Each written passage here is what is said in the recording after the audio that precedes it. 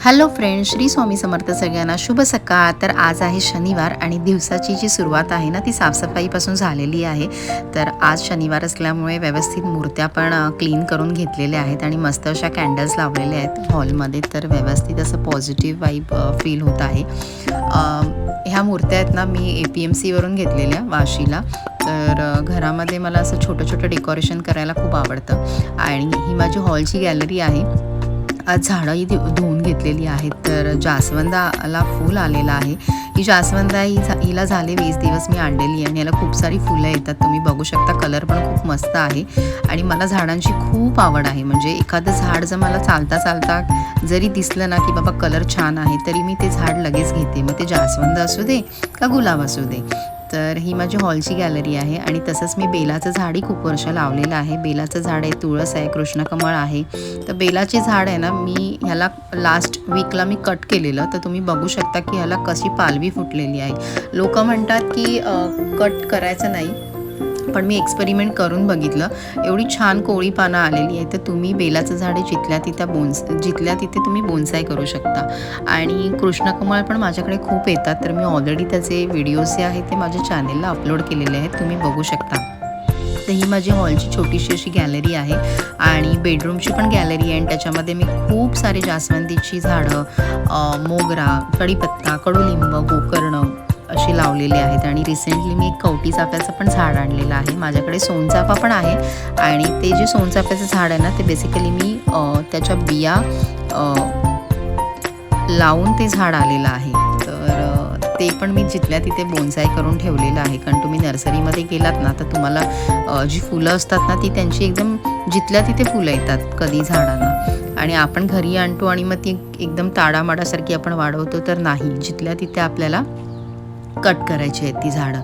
आणि आज आहे शनिवार, तर काल होता शुक्रवार आणि मी धनकुंचन सेवेची पूजा केलेली. तर मला दाखवायचं होतं आज की उत्तर पूजा करून आपण जे पूजेचं साहित्य आहे ते आपल्याला कसं व्यवस्थितरित्या ठेवायचं आहे. तर आपलं चॅनेल आहे रोहिणी हामकर ताई यांचं. तर त्यांच्याकडून मी हा धनकुंचन सेट मागवलेला. मी त्यांच्या चॅनेलची लिंक जी आहे ना, ती मी डिस्क्रिप्शन बॉक्समध्ये शेअर केलेली आहे. तर तुम्ही बघू शकता माझी उत्तरपूजा झालेली आहे आज.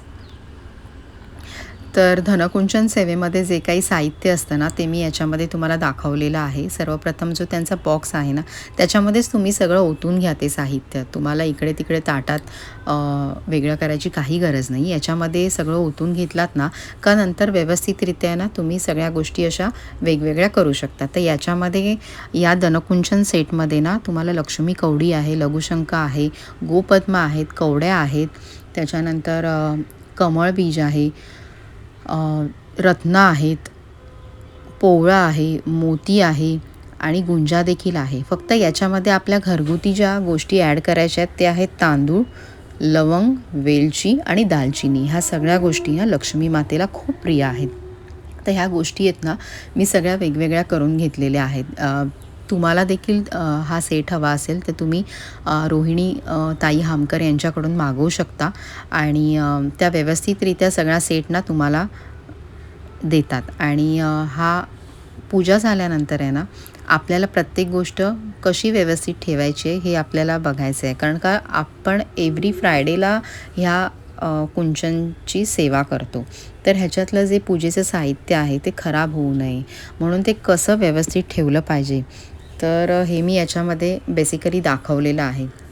कारण का मला खूप जणांचे क्वेश्चन्स आलेले की आमचे लघु नारळ खराब झाले किंवा आमचे कमळगट्ट्याचे बीज आहेत ते खराब झाले. तर काही लोकं काय करतात की पूजा झाली ना तर एकत्र सगळं तांदळामध्ये ठेवतात.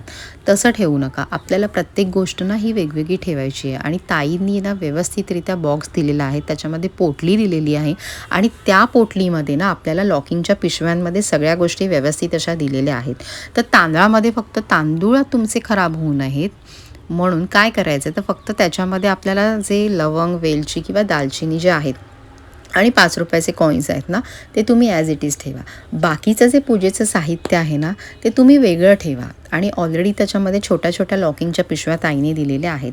तर तुम्ही बघू शकता अस्मिता वास्तू ज्योतिष यांच्याकडून हा मी धनलक्ष्मी कुंचन सेट मागवलेला आहे. तुम्ही स्कॅनही करू शकता किंवा डिरेक्टली त्यांच्या वेबसाईटवर जाऊन किंवा त्यांच्या चॅनेलवर जाऊन तुम्ही कुंचन सेट ऑर्डरही करू शकता. सध्या मार्केटमध्ये ना कुंचन सेट जो आहे तो खूप महाग विकला जातो, तर ताईंकडे रिझनेबल रेटमध्ये हा कुंचन सेट अवेलेबल आहे. आणि सेवा करता म्हणून तुम्ही सेवा करू नका. तर त्या जेव्हा तुम्ही सेवा करता ना तेव्हा मनोभावे सेवा करा आणि त्याचा रिझल्ट ना तुम्हाला डेफिनेटली येतो.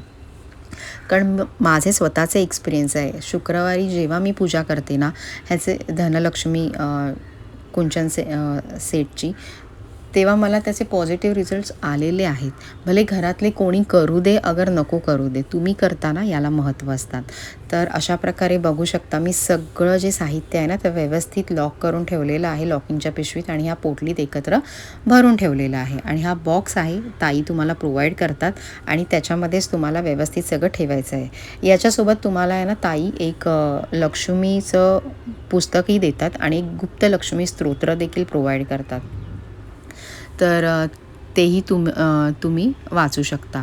तर दर शुक्रवारी ही सेवा करायची आणि सेवा झाल्यानंतर उत्तर पूजा करून आपल्याला व्यवस्थित सगळं जे पूजेचं साहित्य आहे ना ते या बॉक्समध्ये ठेवायचं आहे.